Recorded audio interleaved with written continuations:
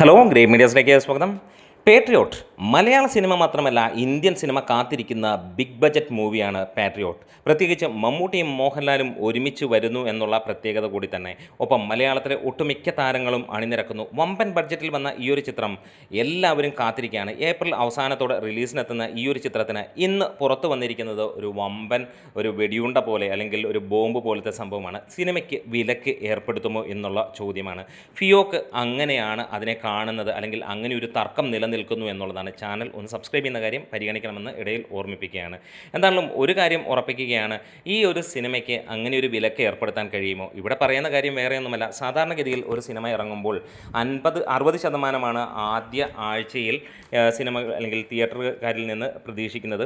അതുകൂടാതെ അടുത്ത ആഴ്ചകളിൽ 55-50% പ്രൊഡ്യൂസർക്ക് ലഭിക്കേണ്ടതെന്നുള്ളതാണ്. ഈ ഒരു സിനിമയ്ക്ക് ആദ്യ 2 ആഴ്ചകളിൽ 60% മുകളിൽ ഉള്ള പ്രൊഡ്യൂസറിനുള്ള ആ ഒരു എമൗണ്ട് പറയുന്നു. അതുകൊണ്ട് തന്നെ ഫിയോക്കിൻ്റെ കീഴിലുള്ള ഏകദേശം 450ഓളം തിയേറ്ററുകളുണ്ട്. അവർ ഒരുമിച്ച് നിന്നിട്ട് ഈ ഒരു സിനിമയെ റിലീസ് ചെയ്യണ്ട അല്ലെങ്കിൽ എടുക്കണ്ട എന്നുള്ള രീതിയിലുള്ള അപ്ഡേറ്റുകളാണ് ഇന്ന് പുറത്തു വരുന്നത്. സീരിയസ് ആയി പറഞ്ഞു കഴിഞ്ഞാൽ അങ്ങനെയുള്ള സംഭവങ്ങളൊന്നും ഇവിടെ നടക്കാൻ പോകുന്നില്ല എന്നുള്ളത് നമുക്കറിയാം. ഒരു പക്ഷേ ഈ ഒരു സിനിമയ്ക്കുള്ള ഒരു വലിയ പബ്ലിസിറ്റി തന്നെയാണ് ഇതിലൂടെ വരാൻ പോകുന്നത്. അതായത് കഴിഞ്ഞ ഏതാനും ദിവസങ്ങളിൽ നമുക്ക് കാണാൻ കഴിഞ്ഞ, അല്ലെങ്കിൽ ഏതാനും മാസങ്ങളിൽ പ്രതീക്ഷിച്ച് വന്നിരുന്ന കുറേ കാര്യങ്ങളിലെല്ലാം നനഞ്ഞ പടക്കം പോലെ തന്നെയായിരുന്നു ഈ ഒരു സിനിമയുടെ പലപ്പോഴുമുള്ള അപ്ഡേറ്റുകൾ പുറത്തു വന്നത്. ആദ്യത്തെ ഒരു അപ്ഡേറ്റ്, പിന്നീട് വന്ന സെക്കൻഡ് ലുക്ക് എന്ന് പറഞ്ഞ് അതൊന്നും ആളുകളെ തൃപ്തിപ്പെടുത്തുന്ന രീതിയിലായിരുന്നില്ല.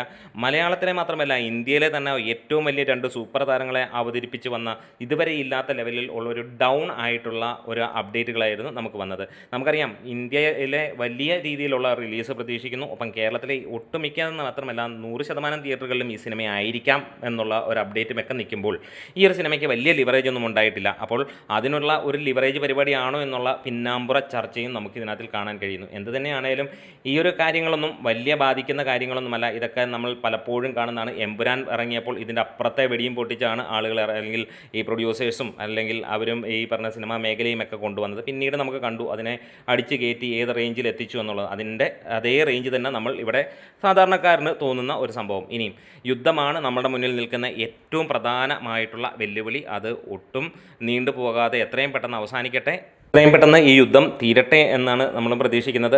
എന്തായാലും സിനിമാ മേഖല മാത്രമല്ല എല്ലാ മേഖലയും ഇത് വലിയ രീതിയിൽ ലോകമെമ്പാടും വലിയ നാശമാണ് ഉണ്ടാക്കുന്നത്. പ്രത്യേകിച്ച് സിനിമ ചാനലായതുകൊണ്ട് സിനിമയെ ബേസ് ചെയ്ത് നോക്കുമ്പോൾ ഇനിയും സിനിമകൾ ആ ഒരു റേഞ്ചിലേക്ക് പോവുകയാണെങ്കിൽ പല മലയാള സിനിമകൾ മാത്രമല്ല ഇന്ത്യൻ സിനിമയും റിലീസാവില്ല. ഒരുപാട് സിനിമകൾ അങ്ങനെ കെട്ടിക്കിടക്കും. ആ സിനിമകൾക്കെല്ലാം തന്നെ വലിയ രീതിയിലുള്ള ഒരു നാശവുമാണ്, അല്ലെങ്കിൽ എല്ലാ മേഖലയ്ക്കും ഉണ്ടാകുന്ന പോലെ തന്നെയുള്ള നാശം തന്നെയാണ് യുദ്ധം.